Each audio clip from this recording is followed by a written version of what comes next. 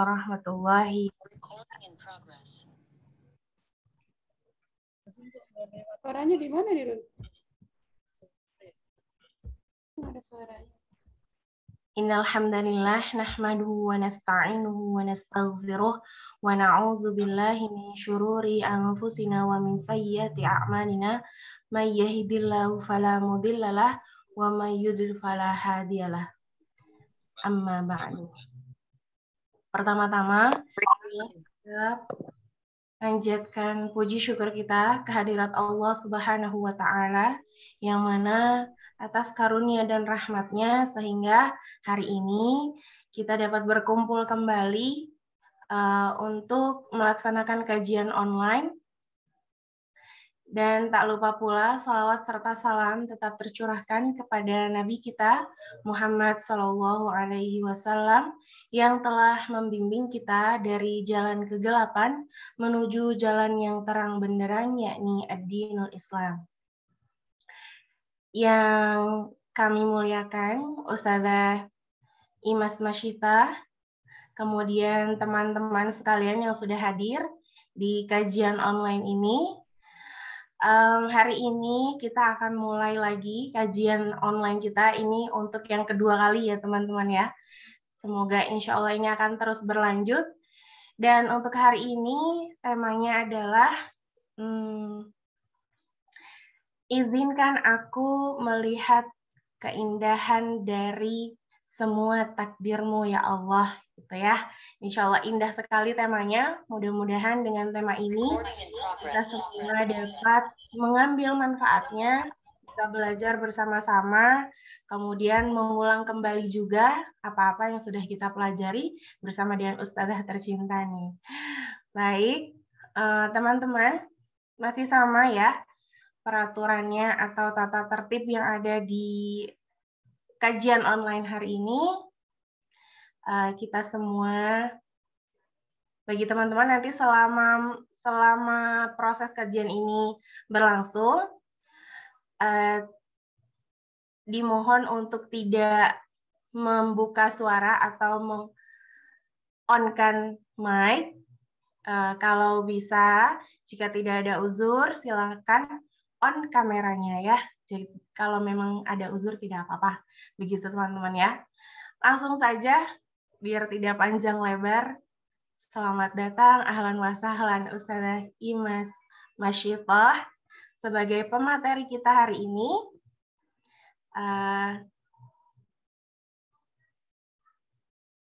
Kita mulai aja ya, langsung materinya akan dibawakan langsung oleh Ustazah Imas Masyitah. Silakan Ustazah.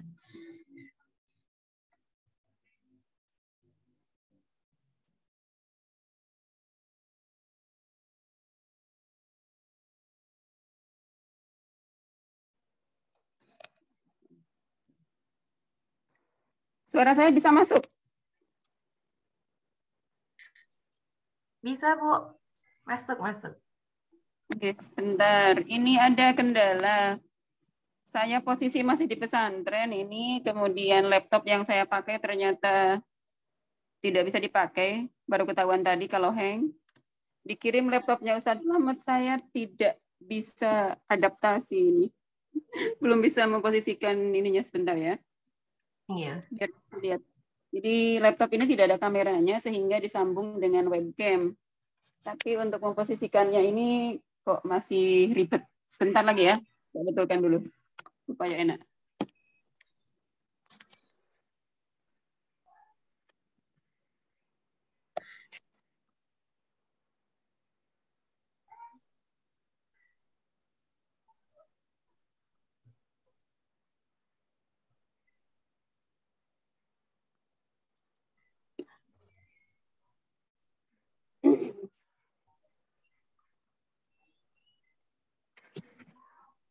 Sambil menunggu, teman-teman boleh diisi dulu daftar hadirnya untuk di kajian online kedua kita ini.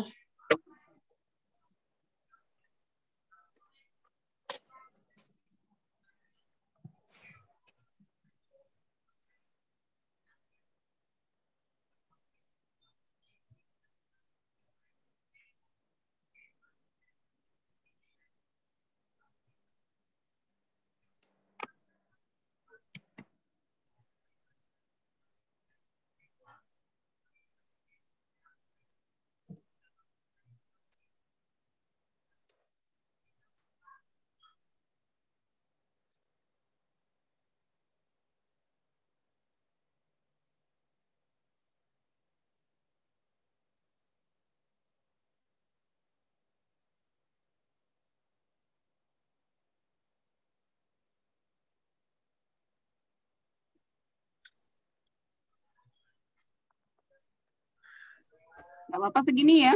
Bisa terlihat. Terlihat, Bu. Bismillahirrahmanirrahim. Assalamualaikum warahmatullahi wabarakatuh. Waalaikumsalam warahmatullahi wabarakatuh.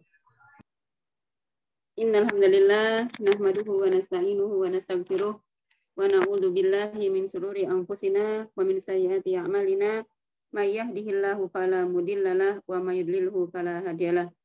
Asyhadu an la ilaha illallah wahdahu la syarikalah wa asyhadu anna Muhammadan abduhu wa rasuluh.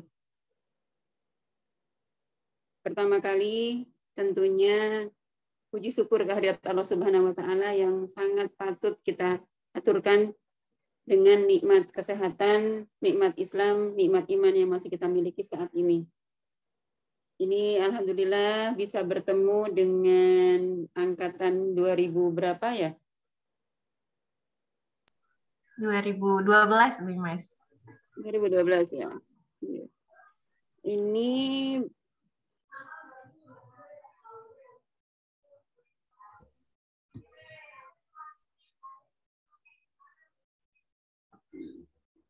dari sini masuk nggak suara nggak? Masuk, Bu. Bisa ya? Aha. Terdengar.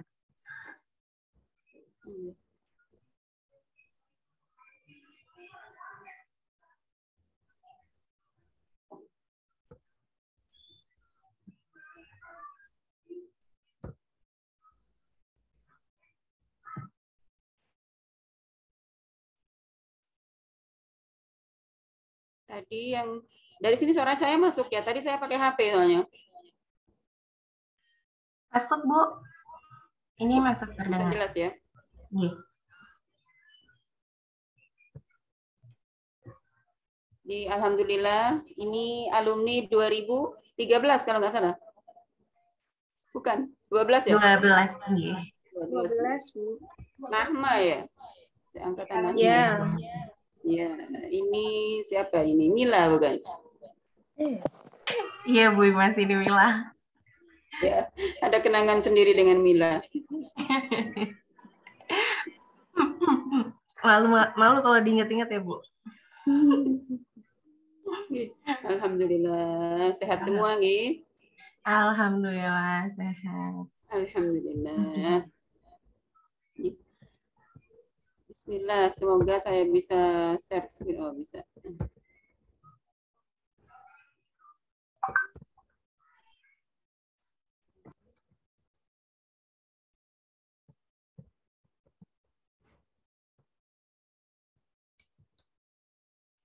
Terlihat nih?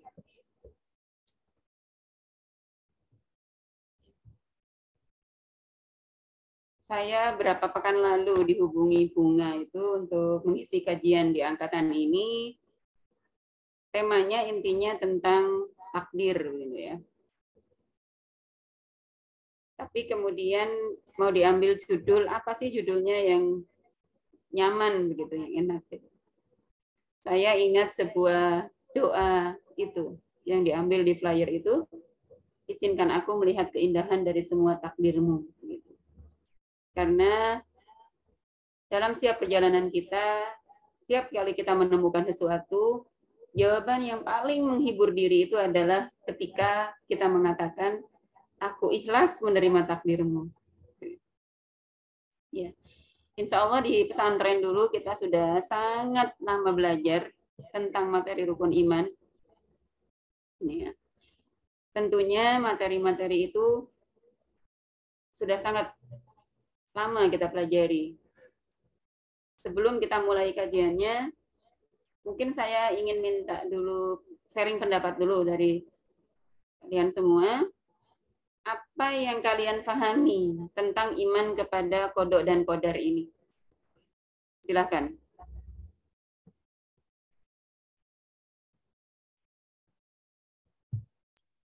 Silakan boleh dijawab ya. Buat teman-teman boleh raise hand. Atau lewat typing juga boleh nih. Ya, boleh. Apa? Mau di chat atau masuk ke dalam suara sini, raise hand.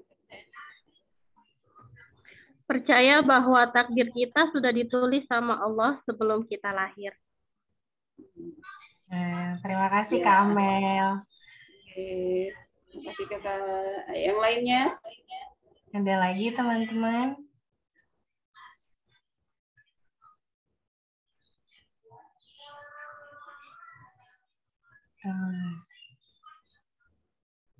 Siapa lagi mau menyampaikan? Ini ada nih di typing nih dari Kak Amelia Faidah. Katanya semua yang terjadi pada diri kita sudah atas izin Allah, begitu. Ya. Sudah lulus semua ini materinya.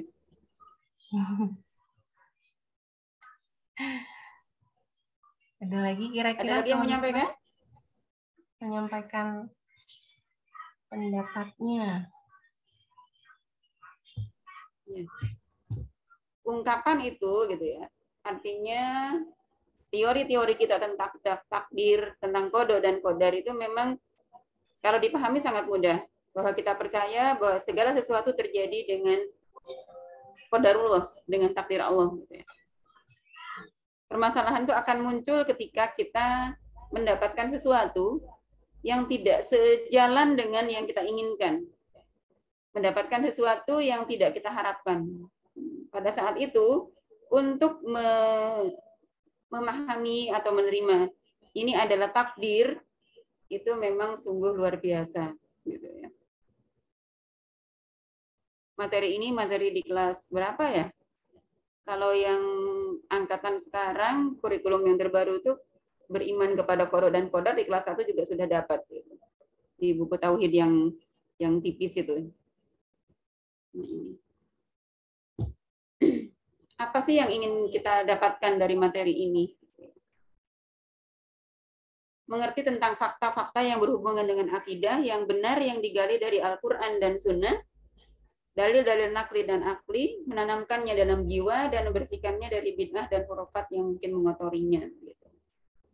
Jadi kita memperdalam materi tentang beriman kepada qada dan qadar itu agar kita terhindar dari bid'ah-bid'ah yang ada. Nah, ini kan. Ini kalau kita kembali ke anak sekolah, gitu ya. Mestinya ada beberapa poin ini yang bisa kita pahami. Kita paham apa pengertiannya qadar secara bahasa dan istilah. Kemudian apa hubungannya antara qada dan qadar itu? Ada dua istilah begitu ya. Kemudian menjelaskan bagaimana hukum beriman kepada qadar dalam pandangan akidah Islam. Setelah itu dalil-dalil juga gitu ya. Bagaimana kita bisa menjelaskan dalil-dalil tentang qada dan qadar ini. Yang keenam diantaranya iman kepada qada dan qadar ini dengan doa dan tawakal kita kepada Allah serta berikhtiar dalam kehidupan kita. Jadi yang beriman kepada qada dan qadar itu bukan berarti kemudian duduk di rumah menunggu rezekinya datang gitu. Duduk di rumah tanpa ada usaha apapun. Kemudian memahami sikap orang mukmin terhadap semua ketetapan Allah baik terhadap dirinya, alam semesta dan apa-apa yang Allah kehendaki dari umatnya. Jadi yang ini ya, poin yang ini yang kadang-kadang mungkin kita agak kesulitan untuk menerimanya. Ini ya. Di antara yang lainnya mungkin yang bisa kita pahami nantinya, menyadari bahwa ridho terhadap Allah berarti menerima semua ketentuan Allah terhadap manusia, alam semesta, dan segala tuntutan Allah terhadap diri sendiri. Ini ridho. Saya punya pengalaman itu punya teman seangkatan 2 kali ditinggal suami. Ya. Jadi ketika suaminya yang pertama meninggal itu sakitnya sangat cepat juga. Kanker yang diketahui sudah ketahuannya itu setelah menyebar kemana-mana, stadium akhir, dan kemudian dokter memperkirakan hanya perlu waktu 6 bulan. Artinya 6 bulan usianya begitu. Tapi waktu itu dibawa ke Surabaya, dari Banjarmasin ya, ke Surabaya. Sampai di Surabaya itu hanya sekitar seminggu, ketahuan kalau kanker itu, tim dokter Surabaya memulangkan ke Kalimantan, saya yang nganter ke bandara waktu itu. Katanya beliau, Mbak doakan. Terus saya tanya, Kamu minta doa apa? Ya doa kesembuhan lah, katanya begitu. Terus pertanyaan saya, yakin kamu bisa sabar mendampingi suamimu? Jadi teman saya ini orangnya kecil, pendek gitu. Tapi suaminya tuh tinggi, besar. Kondisi terakhir waktu itu, tangan sudah tidak bisa dipakai untuk makan, tidak bisa diangkat, gitu ya. Ngancing baju aja nggak bisa, jalan sudah nggak bisa. Gitu. Yakin kamu sabar mendampingi suamimu sampai bisa sembuh? Saya bilang gitu.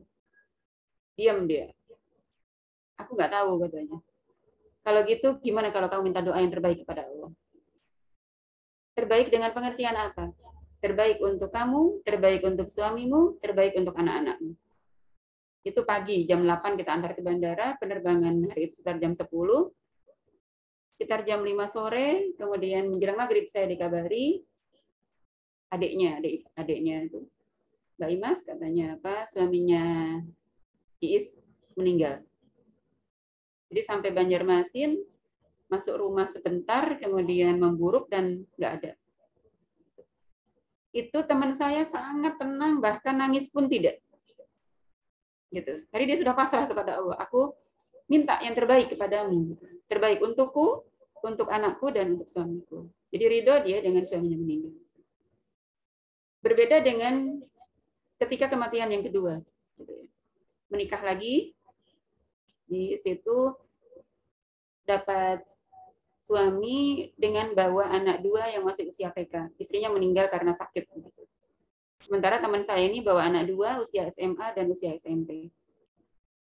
Masya Allah gitu ya, bagaimana kehidupan 2 keluarga itu berumah tangga, jadi seperti sebuah keluarga. Anak-anak tirinya tuh mirip dengan teman saya. Nggak nampak kalau itu anak tiri. Sampai sekian tahun, ternyata berapa tahun kemudian suaminya meninggal mendadak. Jam 3 bangun, biasanya jam 3 itu mereka sholat tahajud, tapi itu kemudian suaminya bilang sesak, di pangkuannya, terus nggak ada. Nggak pakai lama. Apa yang dia teriakkan waktu itu? Allah nggak adil. Allah nggak adil. Artinya, ketika yang pertama gitu, dia sudah siap dengan kondisi suaminya, terus menerima dan ridho, tanpa menangis sama sekali. Tapi ketika yang kedua kaget, ya, di tengah kehidupan rumah tangganya yang harmonis, berjalan dengan baik-baik saja, itu kemudian dia histeris dan selalu mengatakan Allah nggak adil, Allah nggak adil. Sampai seminggu saya coba telepon tuh belum bisa. Katanya adiknya belum bisa dihubungi Mbak, belum bisa dihubungi. Baru sekitar hampir 1 bulan, kemudian kita bisa ngobrol. Akhirnya saya tanyakan, coba kamu ceritakan bagaimana kondisi terakhir menjelang suami meninggal.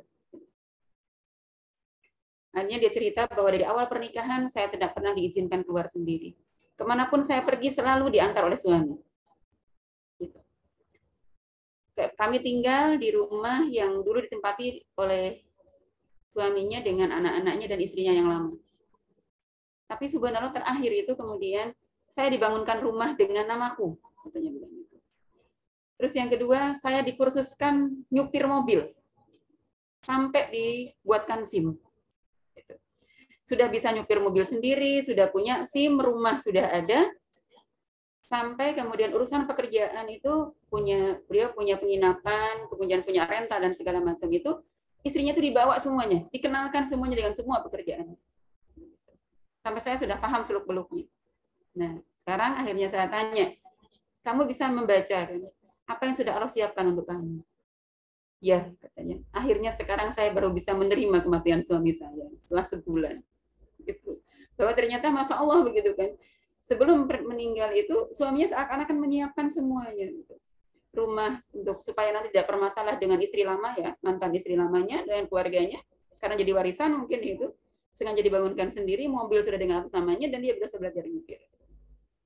Nah, ini kan itu tidak mudah untuk menerima itu. Ridho itu dengan itu ternyata prosesnya sampai perlu sebulan.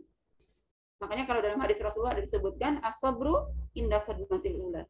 Sabar itu adalah ketika pukulan pertama. Pertama kejadian. Nah, ini kan setelah sebulan gitu. Setelah direnungkan, dihayati baru bisa. Yang kedua, menyadari bahwa takdir kauni dan syar'i itu adalah rahasia Allah yang besar yang harus diterima dan dengan keimanan. Sunatullah di alam semesta ini bisa dipelajari dalam rangka meningkatkan keimanan kita. Kemudian menyadari bahwa kita harus bersikap sesuai dengan tuntutan Allah sebagai realisasi dari makna dua kalimat syahadat itu. Ini mungkin intinya juga nanti ya, bahwa keimanan kepada qada dan qadar itu merupakan suatu keniscayaan bagi kita. Di hari akhir nanti itu merupakan hari keadilan bagi hambanya. Terus apa pengaruh dari keimanan kita kepada qada dan qadar kepada hari akhir ini dalam membangun sikap optimis. Nah, ini. Jadi terkait dengan materi ini tadi sudah saya minta sharing di awal, sudah benar ini. Apapun yang terjadi di dunia dan yang menimpa manusia, semuanya sudah digariskan oleh Allah Subhanahu wa Ta'ala. Semuanya telah tercatat secara rapi dalam sebuah kitab sejak ada sebelum dunia ini diciptakan. Zaman azal ini zaman lampau, sebelum semuanya diciptakan. Kematian, kelahiran, rizki, nasib, jodoh, bahagia, dan celaka telah ditetapkan sesuai dengan ketentuan ilahiyah yang tidak pernah diketahui oleh manusia. Menyadari ini juga tidak mudah, gitu ya. Saya itu mulai lebih dalam memahami teori-teori qada dan qadar itu ketika proses hamil dan melahirkan. Mungkin kalian yang menyaksikan bagaimana saya hidup dengan anak 5 kecil-kecil, gitu ya. Di awal-awal kehamilan, kelahiran, usaha untuk menjarangkan kehamilan itu sangat ada, gitu ya. Walaupun saya tidak percaya dengan KB yang dengan obat itu, baik suntik dan sebagainya. Tapi subhanallah kemudian tiap tahun Allah berikan saya anak, gitu. Tiap tahun kemudian hamil dan melahirkan, saya dalam waktu 7 tahun sudah punya anak 5. Gitu ya. Terakhir, ketika sudah selesai dengan 5 anak, berhenti dengan sendirinya, tanpa ber-KB, ketika saya kemudian ingin hamil kembali, itu nggak dapat. Kayak berhenti dengan sendirinya gitu ya. Sampai anak saya yang kecil 2 itu ngerengek, nangis minta adik gitu, kayak minta kue waktu itu ketika kecil itu. Tapi ternyata Allah nggak ngasih gitu. Ya dapatnya hanya 5 ini. Gitu. Saat itu saya menyadari bahwa kelahiran itu semuanya sudah Allah tentukan. Gitu ya. Demikian pula dengan jodoh misalnya gitu ya. Ada gurunya anak-anak, guru TK itu menarik perjalanan jodohnya gitu ya. Beliau dilamar oleh seorang laki-laki, kemudian ditolak oleh orang tuanya. Ibunya menolak dengan alasan tertentu. Itu waktu itu. Sudah nggak jadi karena ditolak itu. Hasil yang laki ini kemudian menikah dengan orang lain. Ternyata apa yang terjadi, sebulan setelah menikah, istrinya itu sakit. Sakit, sebulan dirawat di rumah sakit, suaminya telaten merawat, bulan kedua kemudian istrinya meninggal. Saya kenal baik dengan suaminya ini. Ketika kami takziah, di hari kematiannya, apa yang dikatakan oleh bibi-bibinya dari laki-laki ini?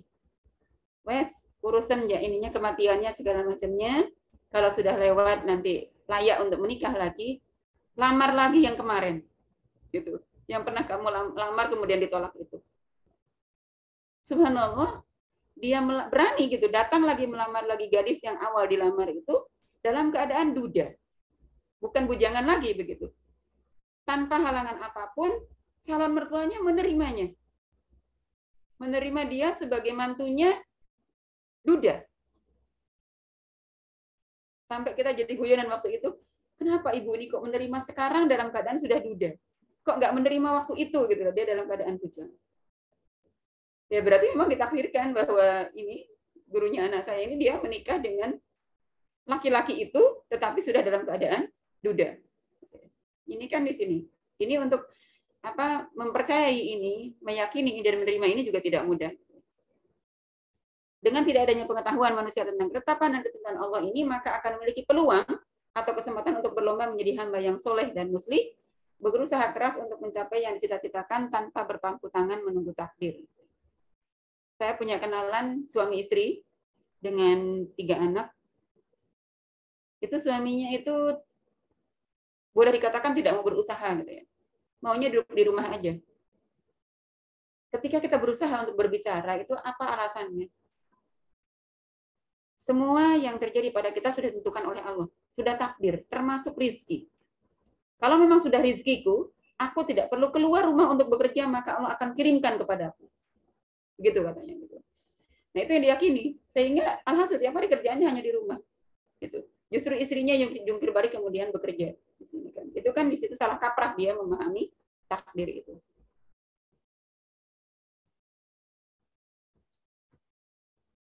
Nah, dengan bekal keyakinan terhadap takdir yang ditentukan oleh Allah, seorang mukmin tidak akan pernah mengenal kata frustasi dalam kehidupannya.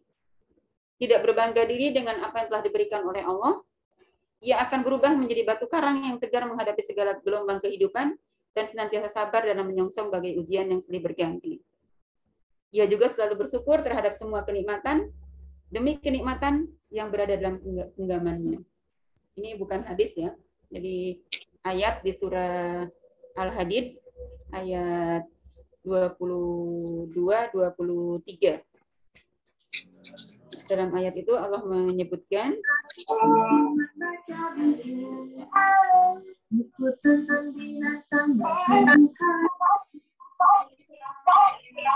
ma asaba min musibatin fil ardi, tiada satu bencana pun yang menimpa bumi di bumi ini, wala fi anfusikum, dan yang terjadi pada diri kamu sendiri, illa fi kitabin, kecuali semuanya sudah tertulis, min qabli an nabro'aha, sebelum kami ciptakan dia. Jadi semua yang terjadi di muka bumi ini, semua yang menimpa kita ini, semua sudah tertulis sebelum kita diciptakan. Sudah ada. Inna dzalika 'alallahi yasir. Sesungguhnya yang demikian itu amat mudah bagi Allah. Likaila ta'sau 'ala ma fatakum wa la tafrahu bima atakum. Apa tujuannya?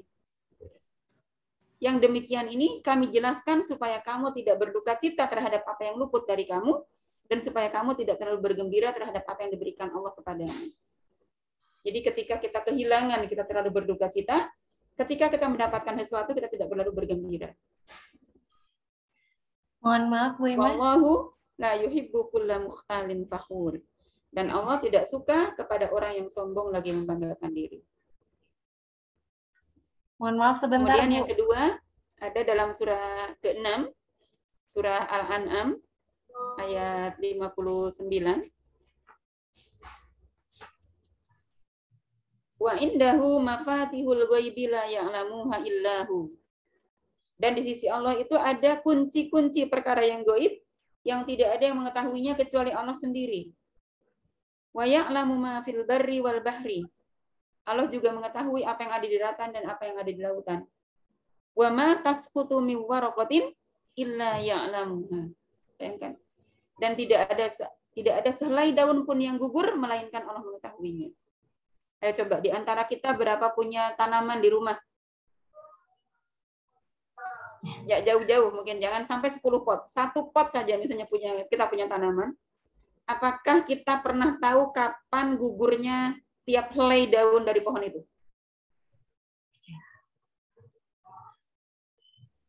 Bu Imas, Enggak, kan? mohon maaf. Mohon maaf, Bu Imas. Kenapa? Slide-nya ini belum berganti. Sebentar. Kalau gitu saya kirim slide-nya aja ya. Iya, monggo, Bu. Bentar. Ke siapa ya saya kirim? Ke Kotaknya Bunga atau Nahma? ke Nahma boleh, Bu Imas. Sudah, saya kirim ke Nahma. Di sayanya sudah ganti slide-nya itu, tapi enggak tahu.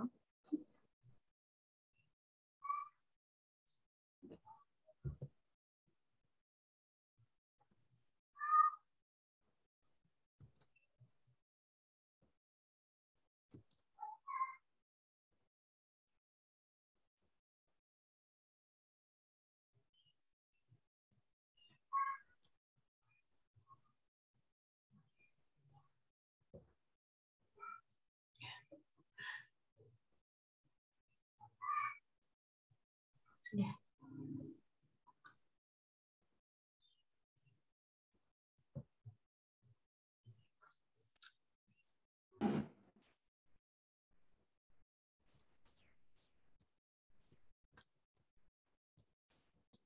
Minta tolong yang lain aja ya. Nah, iya sudah di ini Bu, lagi diproses. Ya, ini sudah saya stop. Oke.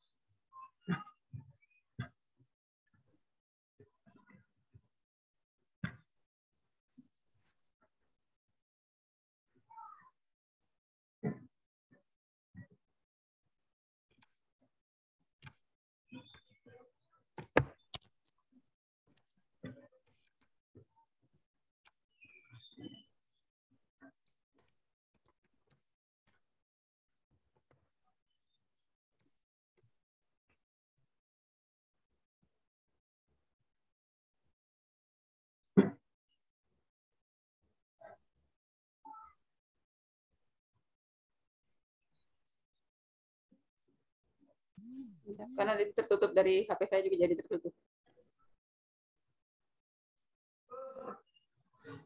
Jadi yang kedua surah Al-An'am tadi ya, ayat 59. Wala habbatin fi dulumatil ardi, juga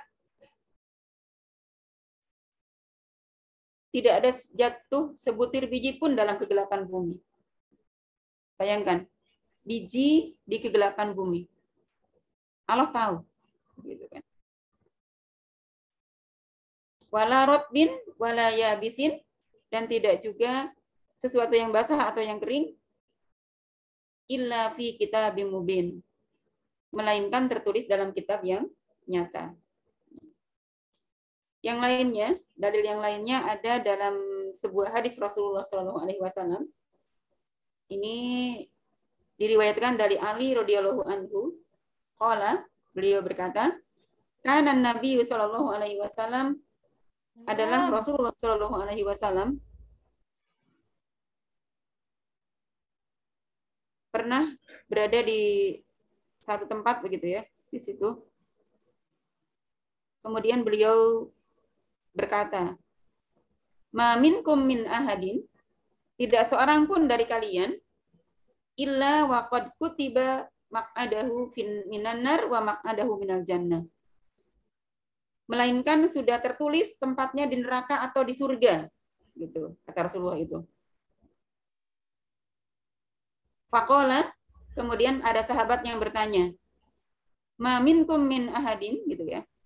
Qalu ya Rasulullah, wahai Rasulullah, afala natakilu ala kitabina, kalau begitu bolehkah kami bertawakal saja?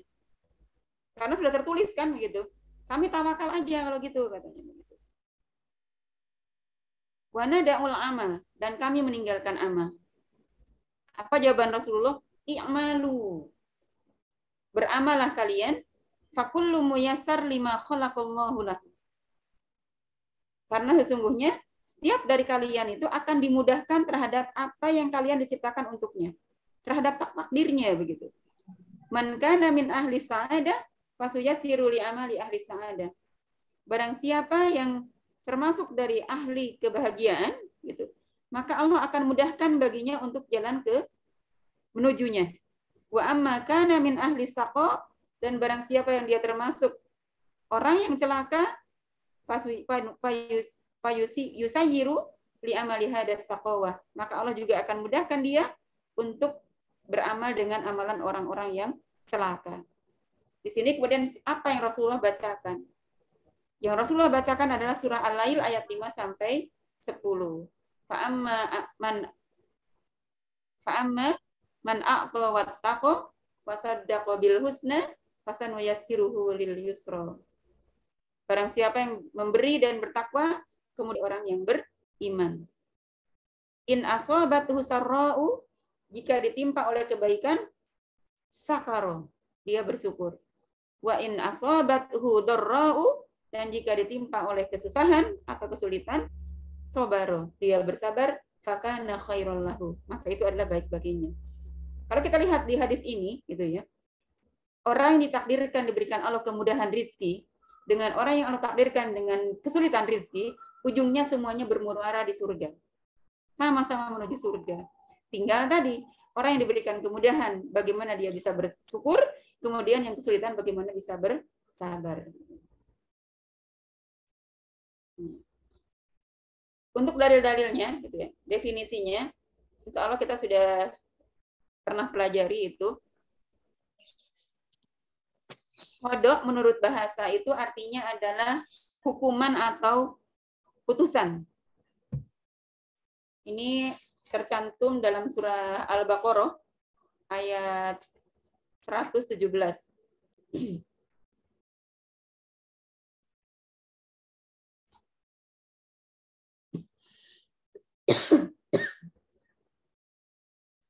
Badi'us samawati wal ard wa idza qada amran fa innama yaqulu lahu kun fayakun. Bila Allah sudah memutuskan perkara, maka tinggal mengatakan jadi, maka jadilah dia. Kemudian yang kedua, qada itu bisa berarti perintah. Ini kita temukan dalam surah Al-Isra, surah ke-17 gitu ya, ayat 23. Wa qada rabbuka alla ta'budu illa iya. Allah perintahkan kepada kalian untuk beribadah kepada Allah dan jangan menyekutukannya dengan yang lainnya gitu ya. Hanya kepada Allah kita beribadah. Kemudian yang ketiga, qada juga bisa berarti pemberitaan. Ini ya. Ada dalam surah Al-Hijr, surah ke-15, ini ayat 66.